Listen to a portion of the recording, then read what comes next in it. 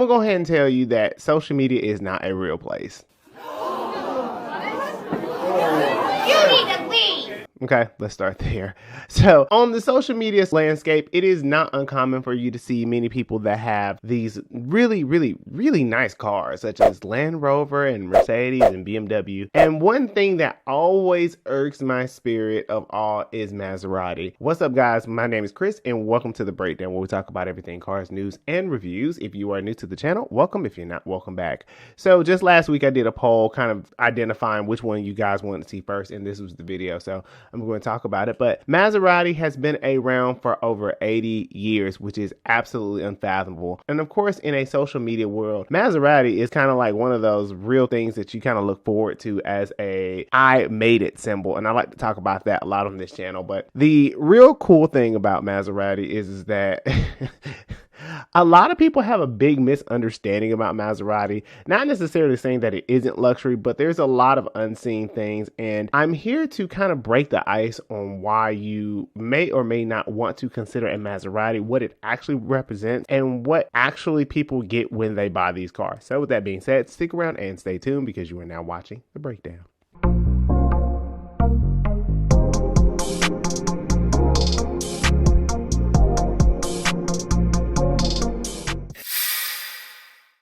If you're watching this video, you're probably curious to know what I mean by is Maserati a luxury or Mirage. So as I said before, the Maserati for a long time over the last 80 years has been seen as the pinnacle of racing and luxury performance. The company begins its humble roots back in 1914 in Italy, which was developed by the Maserati brothers, Ernesto Alfieri and Ettore. And so the company has had a long-standing history and legacy of racing.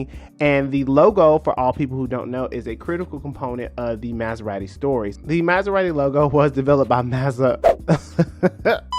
The logo was originally developed by Mario Maserati, who happened to be passing by in the winter of 1926 with the other Maserati brothers, and it was inspired by my favorite Roman/Greek god Poseidon/Neptune. The rumor has it is that once he passed by that, he wanted to encapsulate the beauty and recognition of the Neptune statue in a logo, and that is how we get it. And it was first place on the Tipo 26, and we begin to see several iterations of that going forward. The company originally began its roots as a spark plug company and eventually would begin producing race cars. Around World War II is kind of when they stopped making cars for the sake of helping the war effort.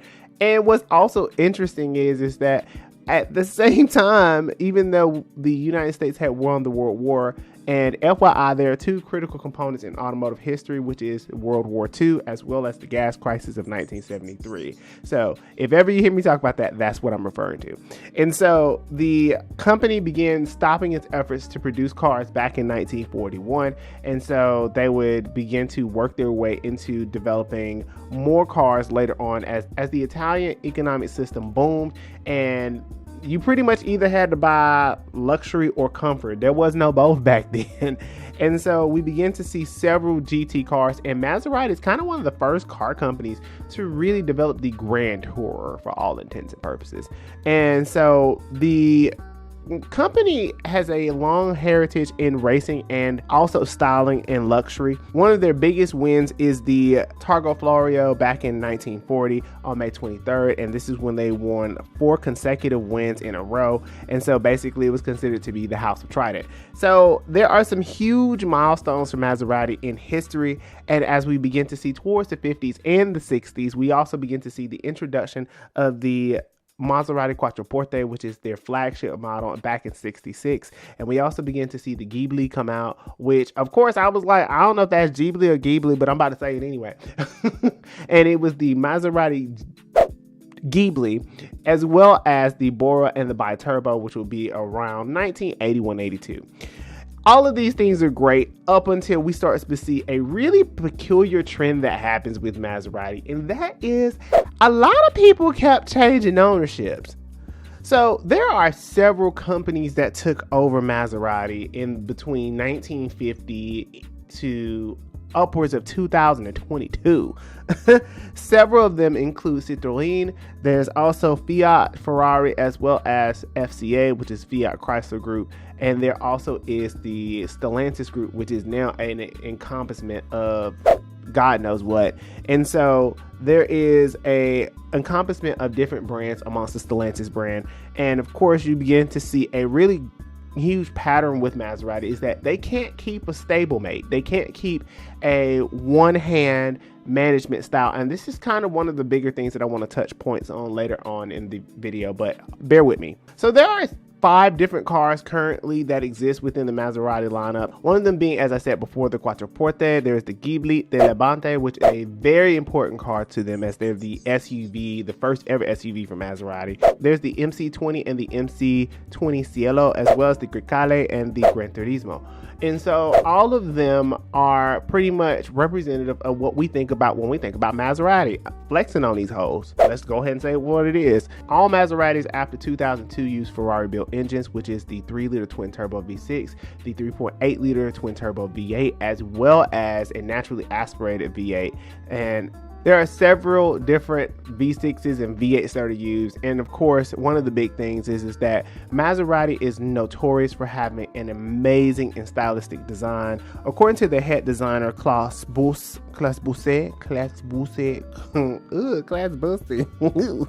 the mastermind in charge of the design center, basically said that he wanted to focus their design and pretty much was behind both Alfa Romeo and Maserati, which I'm also going to touch on in the point, is that he wants to give it basically, Italian design is not what they teach you in art school. It's like perfect symmetry.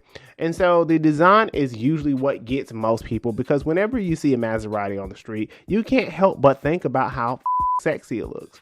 And all engine specs aside, all different things aside, this is a nuanced channel. This is not necessarily a historical archive. And so the reason why a lot of the people who love Maserati is not necessarily exclusively for their design, but also their engine notes as well, because it's basically like having a Ferrari on a budget. Now, as I said before, there has been several hand changes. So back in 1993, Fiat actually took over. So let's start back over. Back in 1984, there was a 5% stake bought by Chrysler after it was being handed over by Alejandro de Tomaso. And so him and Lila Coca back at Chrysler made an agreement, and that is how we got the Chrysler TC by Maserati, which everybody knows is a travesty. And so this is kind of when we begin to see more and more hands change over, because from Citroën to Fiat to Ferrari to Chrysler to Stellantis to I don't know who else is next, but essentially there has never been one consistent owner of Maserati, and that almost calls into question why. In terms of competitive analysis, it was incredibly difficult to find some information on these people. And what I didn't know at the time was that basically in the US market, because of all of the federal safety regulations we have, that's why you can find more reliability work, but you can't quite find that due to all the stuff that goes on in the UK. But the perception in the UK and everywhere else is completely different here in the States, because we here in the States love exquisite flex cars because of course capitalism and consumerism. But the average Maserati in today's world will cost you roughly around $84,000 starting, but most people usually get options. So you can expect to buy one anywhere between $110,000 or up to $166,000 in US dollars. The crazy part is that even though you may buy these, the depreciation curve is astronomical, not astronomical, astronomical. It is not unheard of for you to find a Maserati that is almost 6-7 years to have dropped closer to $45,000 to $35,000 after it's all said and done, because most people don't want to do the Ferrari maintenance, as well as all the electrical gremlins and other engine issues that occur, because for the most part, most people throw these cars away. One of the biggest challenges that Maserati has faced as of late is that they can't seem to get it together.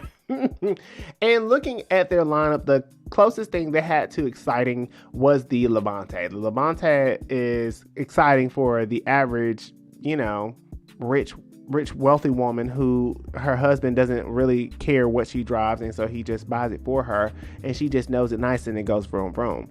And so the thing is that unlike BMW And unlike Mercedes, and like I said before, unlike Tesla, the Maserati brand is finding a very difficult time trying to get themselves into the presence of everyone else. And I know that it is supposed to be considered a rare car, but there is a perception of Maserati is that it's top tier, and I'm here to tell you it's not.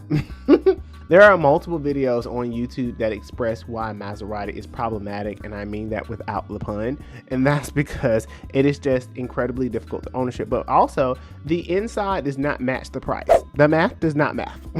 You can look at any interior of a Maserati and it will look like it popped straight out of 2005, and I'm not kidding. And so I believe that in terms of investment from corporations, partly because they change over hands and hands and hands and hands again, that is partly the reason why Maserati can never get themselves together. And it is quite funny to always see someone who has a Maserati, especially the flex bros, who think that they're doing something, and I just kind of look at them like, you just bought 2005 Incarnate, like you didn't do anything. And so the company has had a lot of reliability issues. In one study, they ranked in quality control number 36 out of 36. Put that into perspective. Even with all of the money that you have, and who wants to keep taking their car to the dealership? Nobody wants to do that. And I think one of the real things that Maserati has really honed themselves on is the brand perception of, oh, this is nice, this is luxury. But almost anybody who owns one or has owned one will tell you it is a nightmare of an experience, but also a toxic relationship. Because in a lot of cases, they want to keep it, but they want to get rid of it, and they just don't know what to do.